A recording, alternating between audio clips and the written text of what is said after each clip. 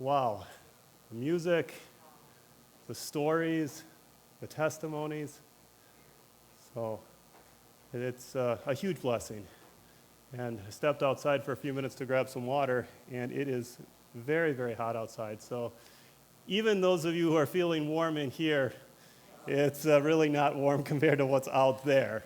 So yeah, I'm very, very grateful for our two air conditioners. I was in our Sabbath school room downstairs this morning, and it was very oppressively hot down there. And we got through the half an hour, and I was sweating, and I said, you know what, I'll probably just preach from one of the corners next to the air conditioner. And the juniors thought that was funny. And I'll stay up here for now. Dan always has a way of picking stories that are very relatable to the message, and so I appreciate that, even if it was a last-minute sort of thing. It's one of the Joe Wheeler stories, right? Yeah, he's an excellent, excellent storyteller, and so we learn a lot from those kind of things and the style of it. Well, I'd like to get right into it, so let's pray and go on into the most effective story. Father in heaven, thank you so much that we can be here this morning. Thank you for just being who you are, amazing, wonderful, kind, compassionate, and so much more. Thank you for caring about us on this little speck of a planet in rebellion, and thank you for loving us so much that you sent Jesus to die for us. Thank you that each one of us could be here today and share in that love. And I pray that as I speak, that you would be with the words of my mouth and the meditation of my heart, that they would be acceptable in your sight. In Jesus' name I pray. Amen. Imagine with me for a few minutes a scene that took place several thousand years ago. It was the courtroom of a king. He was sitting on his throne, somewhat sullen, somewhat depressed, thinking about the actions that he had taken several weeks before, thinking about the crimes that he committed, the sins that he had done, that he had buried both physically and metaphorically under the rug. A prophet came in to see him, and it's never a great thing when a prophet comes in, at least for the kings. And so he expected that there would be some sort of condemnation, no doubt. And he was probably thinking, well, here it comes. The prophet comes into the room, the king thinking, well, maybe God knows what I did, maybe he doesn't. Maybe the prophet will start right in and condemn me for what I've done. And instead, the prophet says, "O king, I would like to tell you a story." And the king sits back in his throne a little bit and says, okay, I like to hear stories. Maybe this is not going to be a problem. And the prophet lays out the story. He says there were two people, a rich one and a poor one. The poor one had a lamb. The rich one took the lamb instead of one of his own flocks, and he kills it and he serves it to a friend of his. And king, this is what happened, and I'd like you to cast judgment on it. And the king, rising up in his throne, knowing the difference between right and wrong, says, I can fix that. And he says, that man should die. And then the prophet turns it around and he says, you are that man. The king, being hit like with a sledgehammer, falls back into his throne and completely deflates. The story that prophet told cut through all the self-righteous boundaries and barricades that the king had set up and reached him right in the heart. And that is the power of a story. That is what stories can do for us. They move past all those different barriers and hit us right in the heart. They touch us at the heart of our emotions. And that is why our stories are so powerful. That is why it is so important that we tell them in a way that connects with other people. Last time I shared a message about audience analysis and crafting the message to meet with the needs of our audience. Not changing our message, but changing the delivery so that it reaches them. And what I didn't share, that's why I wanted to share this part too, is that stories tend to be that vehicle by which we can cut through all the different barriers. The stories that we tell reach places where no other language can reach. It's interesting that Mrs. White in Fourth Testimony, page 565, says, "We should adapt our prayers and testimonies to the occasion and to the company present. Those who cannot do this are not needed in such meetings." I read that, I was like, whoa, that's actually a major level of responsibility for us as communicators to make sure that we are adapting that message. So we ought to be prepared when we do that. So today I'd like to talk a little bit about stories. I'd like to talk about the power of stories. I'd like to talk about types of stories. And then I'd really like to give you some tips on how to tell a story effectively so that it'll reach your audience. Now, my daughter was asking if I had a PowerPoint, and unfortunately I don't, and I don't have any handouts. So some of these you'll just have to take notes on if you want to remember it. Some of it you'll walk out and think, maybe I should do that, maybe I shouldn't. But if you don't write anything down, you probably will just enjoy lunch and not think about it again. But I do encourage you to really think about some of the stuff that I share, and maybe you've done it already, and maybe other people have questions and you can help answer them as well. So let's look at the power of stories first of all. Stories are very, very powerful. The stories cut through the defensive layers that people have built up. People don't want advice, but they're willing to hear a story. And if the advice is crafted in the story because it's something that you have experienced, that you have solved that problem, and you tell the person, this is what I've done and this is how the problem is solved, they want to listen to it. Marketers do that to us all the time. I think I've shared this before. If you come to Ebert's and you buy a flower, when you come through the register, I will try to sell you a couple of different things. The first thing I will try to sell you is fertilizer. The second thing might be root stimulator. The third thing might be a bag of leaf compost. Now, we're all barricaded against salespeople. We don't like people trying to sell us stuff. And we all know that when you go through a register, there's always that upsell.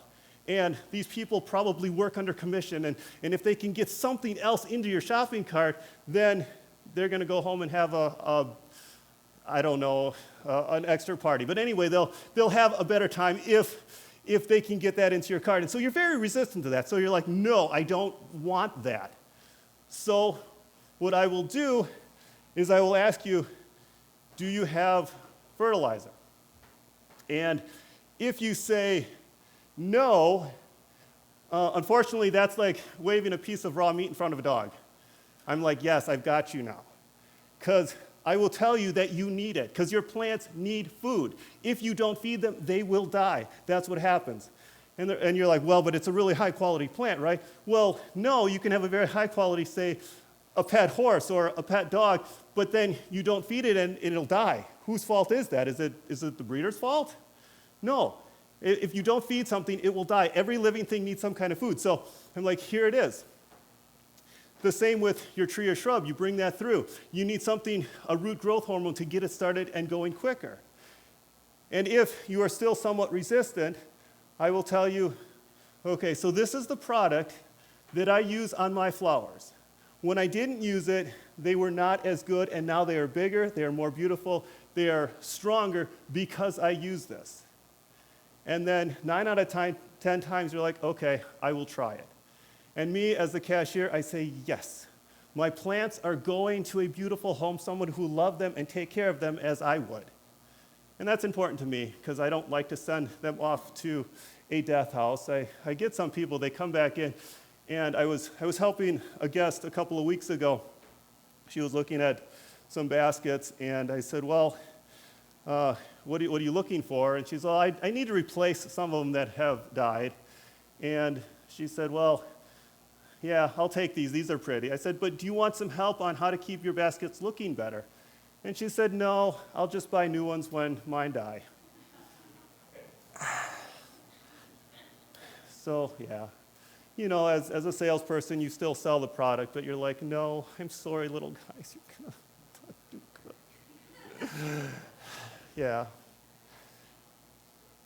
But it's stories. It gets through those defenses. When you can say, I have experienced this. This is what my tree looks like because I have done this. These are the apples that are growing on the tree. This is how they taste. This is the sweetness. This is all because I've done something. And it's not just saying you need this. Scientific studies show that you'll experience a 20% better growth rate because of that. People don't connect with those kind of data. They connect with the heart. My kids can pick a juicy apple because I use this product. And they're like, cool. Make sure it's true. That's why we're defensive. We're like, people lie to us. They just try to sell us stuff. So make sure that what you're telling them is true. These stories are relatable. That is the power of stories. Stories are memorable. You will remember stories that people tell years after you forgot everything else they said. You will remember the stories in speeches, in conversations. You will see people and you will remember them. There are other stories that I could share on that, but I won't because there are people in the community that might be watching this and might be offended, you know? Anyway, the stories also connect us together. As we have community with each other, the stories are what bind the groups together. They have been called the currency of culture. The stories that we tell each other are the currency of our culture. And all of us know this. As we've had shared experiences together, we form our in-groups and our out-groups because some people have experienced that and some people haven't. I know recently part of the Backus family went on a canoe trip. Now, anybody here who's been on a canoe trip now suddenly has stories. And a couple of weeks ago, we all sat around a table sharing our stories of the storms, of the water rising, of the canoes flying away, of the tents falling down. And we got to share all these stories, and we connected together. And fortunately, they went and had a really good time, I heard.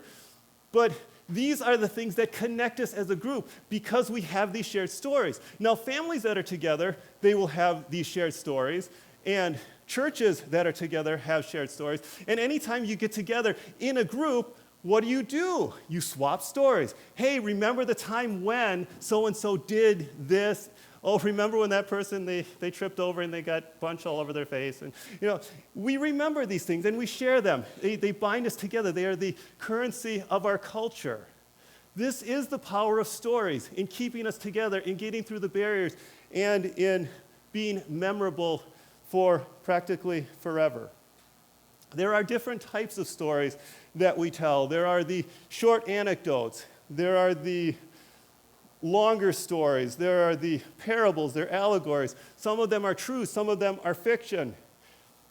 There is the personal testimony. So there's all these stories. There's the short stories. There's the ones that we always roll out at any sort of event that we have, a family gathering, or when we're meeting somebody new, all of these different things. There's stories that we have that we just tell because they connect us together.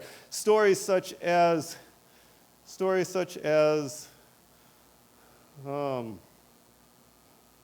sorry about that. Stories that we have that we share with each other. Things like, how did you meet your spouse? That's a great story. Stories about your kids, the firstborn, the trip that you went on, the event that you went to, the park that you visited, the crazy ride through Death Valley that you thought the wheels were going to fly off the car and you were going to be left out there forever. Stories like that. You always share them. So whenever somebody asks, oh, have you been to Death Valley? Yes, I've been to Death Valley. There's a story there. But I won't tell that now. It's an interesting story, but it's not really related. But you get the idea because each of you have these stories that you tell. You have the stories of your earliest childhood memories, of a wrecked vacation, of a dog bite, of falling off your bike. I mean, I try to tell my son when he's riding along with his hands out, flying like a bird, that I've done that. And I've tripped over my pedal, and I've literally flown like a bird until I came down against the road. And I found the pavement very hard and very abrasive. And as I picked myself up off the pavement and the blood is dripping down and the front wheel of the bike is all twisted and wrecked, and my mom just wrapping her arms around me and saying, you're going to be okay. But these kind of stories, they're things that we remember. And we share them. These are all different types of stories. Now, how do we tell an effective story? And what is the most powerful story that we should be telling? It's interesting how Paul, when he was on Mars Hill, if you want the reference, it's Acts 17:22. I hope you're familiar with the story. Paul went to Athens, and he wanted to go toe-to-toe with some of the most intellectual people that the Grecian Empire had. He wanted to persuade them who Jesus was and why Jesus was the Messiah and why he was God. And he was up on Mars Hill, and he argued with these people all day long. The result of that was almost nothing. In Acts chapter 17, it tells us that there was a few people that were converted, but really not many. Most of them were on the hill just thinking, oh, here's another intellectual. What does this mumbler have to say? So when Paul got off of that hill, he said, I am not going to do that again. When he went to Corinth, he said, I am going to change the focus of my ministry. I am not going to argue these philosophical things with people. I am going to share Jesus and share what Jesus has done for me.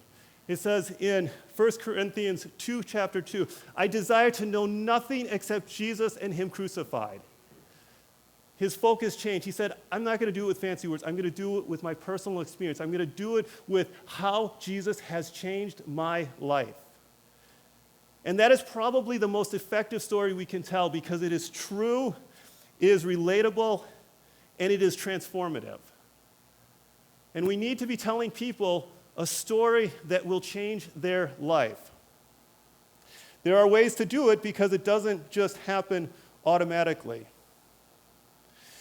When Jesus was talking with the two demoniacs, we read part of that this morning, and thank you for doing that. This story is told in 3 of the Gospels. It's told in Matthew, in Mark, and in Luke. It's the story of how Jesus lands over in Decapolis, in the Gerasean area. And as he's walking up the beach, the disciples are all with him. They get just beyond where the grass starts growing, and there's tombs up in there, and suddenly they hear this blood-curdling scream, this, yeah! And coming out of these tombs are these 2 crazed-looking guys with this matted hair, the broken chains hanging down from their wrists. And these 2 guys are screaming as they run towards Jesus. And all the disciples say, we're out of here, and they take off running. And as they're pounding down the beach towards the boat to jump in, Peter's shouting, push off, John, let's go. And they're like, where's Jesus, though? They turn around, and there's Jesus just standing there, as he did in the storm, and he says, hold on. Just like that, the 2 guys stop their wildness. They have their interchange. You can find the story in Mark 5, 19, and 20. You can find it in Luke chapter 8 and in Matthew chapter 8. The demons are called out of the men. The men are reclothed and in their right mind. And when Jesus leaves, they want to go with him. But Jesus says no. Jesus says, I have a work for you here that I physically can't do right now. And I always find this story fascinating, that there's a work that Jesus couldn't do. The people of that region, because they had lost a herd of pigs, were more concerned about their livelihood than about the brokenness of humanity.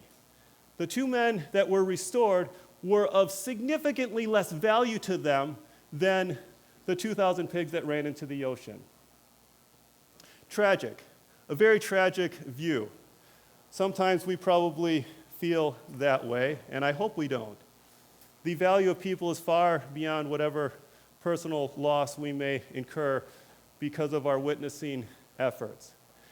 But these 2 guys wanted to go with Jesus, and Jesus said, no, what I want you to do is go back and share your story. Share the story of what Jesus has done for you.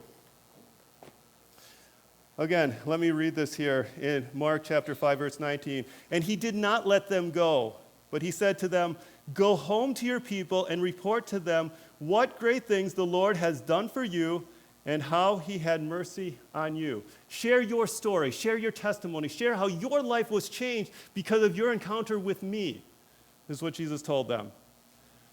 And they went away, or he went away. The Gospels, some of them have one one demoniac, and some of them have two, but they went away and they shared what Jesus had done, and everyone marveled.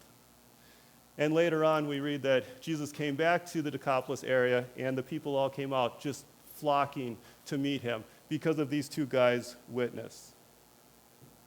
So, what are some things that we can do to tell our story well?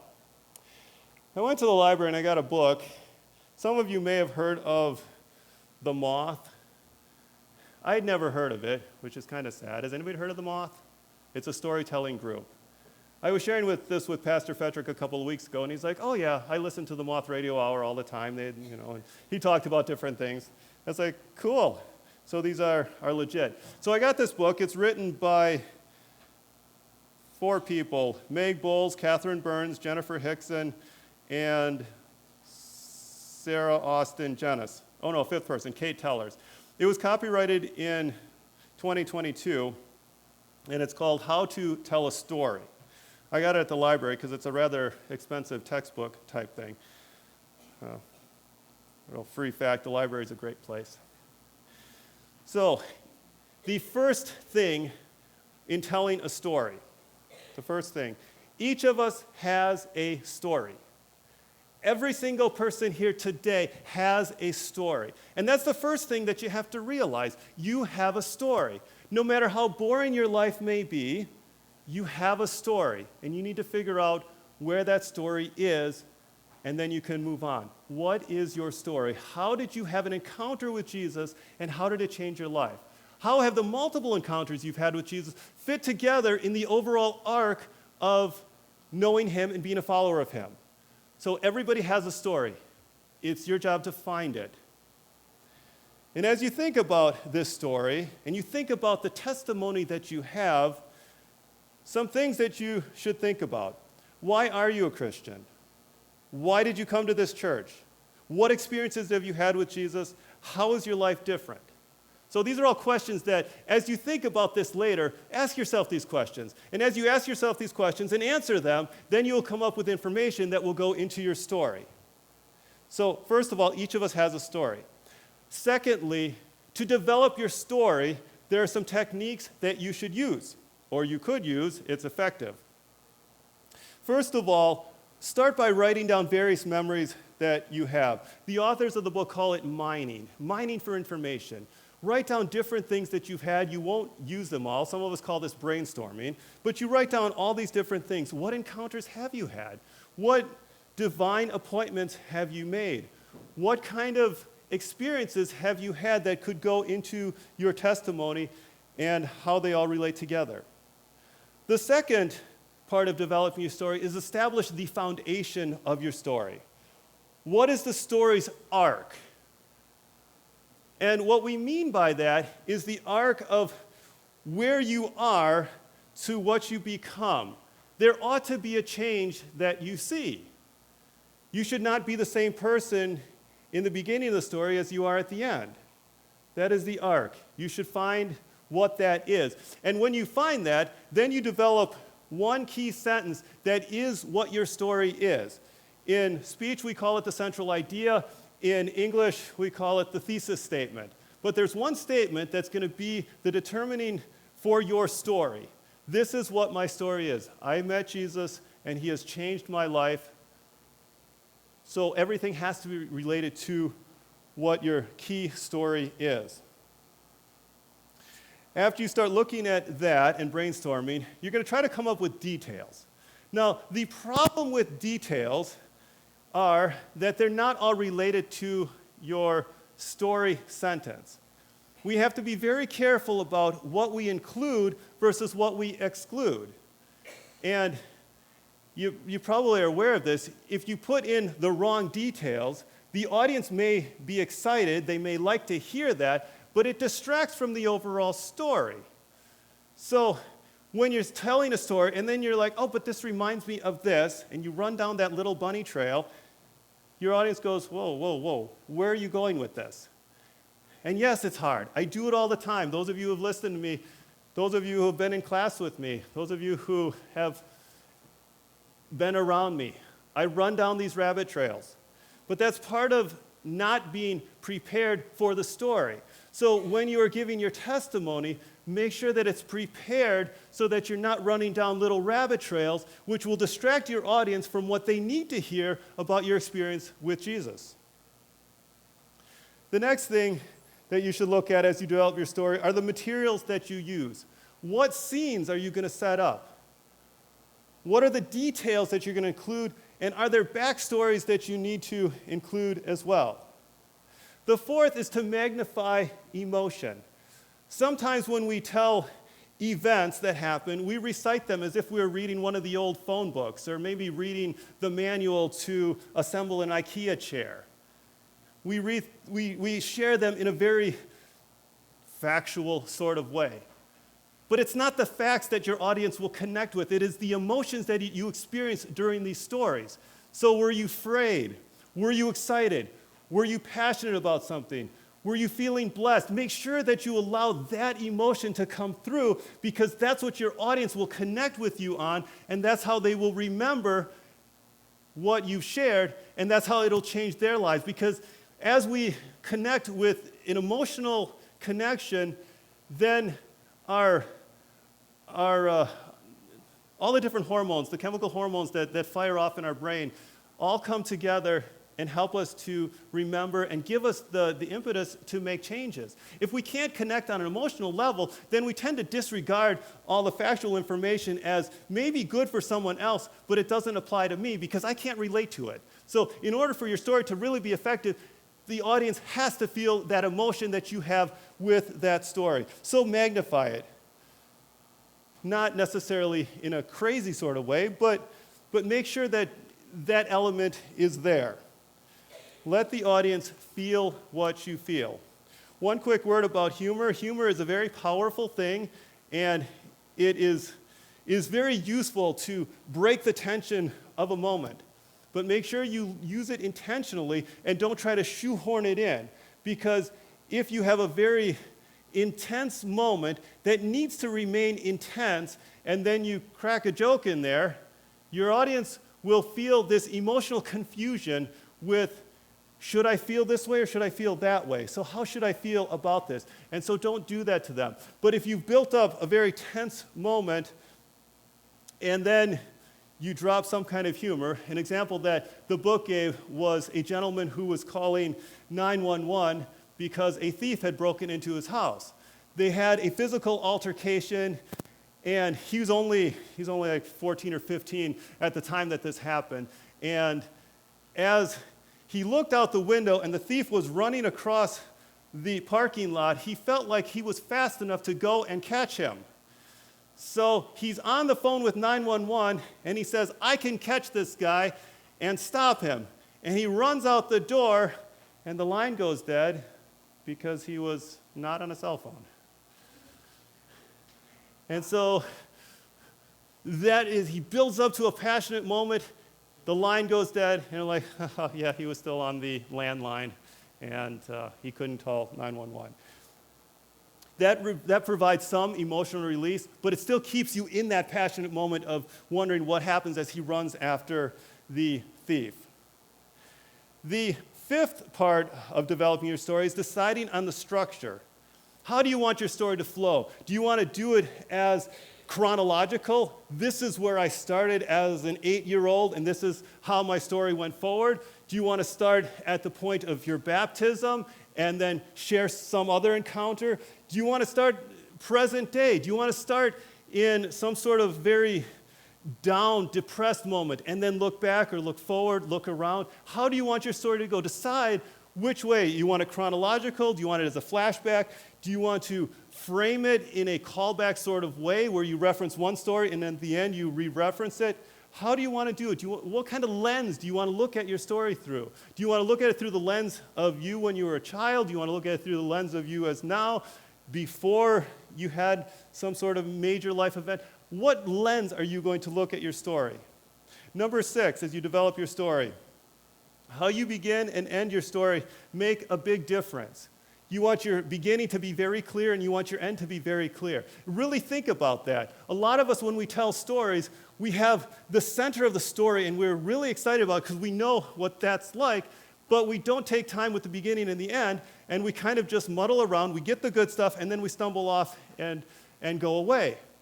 But for our testimony, it is so important that we get that right. So we need to have a very, very clear, very logical intro, and then in our conclusion, it's got to wrap up and be very clear and concise as well, so that our audience knows how we were affected and how their life can be changed as well. Those are the 6 different parts of developing your story. Finally, the delivery of the story. When you deliver your story, you should be very familiar with it, but you shouldn't memorize it. All of us remember the alphabet. How do we remember it? We have a little song that plays in our head, right? That can be a problem. When we're asked to categorize numbers, categorize letters, suddenly we're singing to ourselves in our head. Okay, M, N, O, P, Q, and so on. When we memorize our story, we can get lost sometimes when we're telling it. So make sure that you know the key points, make sure you're very familiar with it, make sure that you know what it's about, but don't feel like you have to memorize it word for word, because our audience knows if a story is memorized, it's hard to have the emotion and the connection of real life. There's a conversational tone, and then there's a memorized, canned sort of voice. It's going to be less effective if we have that. And the second part of delivery is you should practice. You're like, but it's what I lived. It's my personal story. I lived it. Why should I practice it? Because it's more effective if you do. The more you practice it, the more effectively you'll tell it, and you should practice it out loud. That's just the way we operate as humans. The more you practice saying it out loud, the more it becomes part of you, and the easier it is to share the next time. So we've looked at stories, we've looked at the power of stories, we looked at different types of stories, and we looked at effective ways to tell a story. Remember that stories are a vital part of communication. This is why the Bible is filled with stories. This is why when we remember nothing else, we remember different stories in the Bible. I was talking to one of my coworkers who had no experience with the Bible, and we were talking about the life of David, and he said, "Wasn't he the one that fought with a giant?" And I'm like, yes, you're exactly right. One little piece of a very large book, but it was a piece from a story that somewhere he heard and he connected with that. We remember stories. The stories break down the barriers and allow messages to be received where normally they couldn't get in. Stories can transform the lives of the listeners. And our story, our testimony, our encounter with Christ is the most powerful story that we can ever share. The most effective stories that we share are personal, they're true, and they're the story that changes your life. Stories like this, though, are not by accident. Stories don't just happen. In the social meeting, this is a quote from Testimonies, Volume 6, page 382. She says, "In the social meetings, there is a special need of clear, distinct utterance, that all may hear the testimonies born and be benefited by them. Difficulties are removed and help is given in a social meeting as God's people relate their experiences. But too often the testimonies are born with faulty, indistinct utterance, and it is impossible to gain a correct idea of what is said. Thus, the blessing is lost." We have a choice. We can be prepared or not. If we are not prepared, the blessing is lost. Effective stories happen by design. They don't happen by accident. So I pray that as you think about this or have thought about it, please look at the stories in your life and how Jesus has changed you. Prepare and be ready to deliver when somebody asks you about them.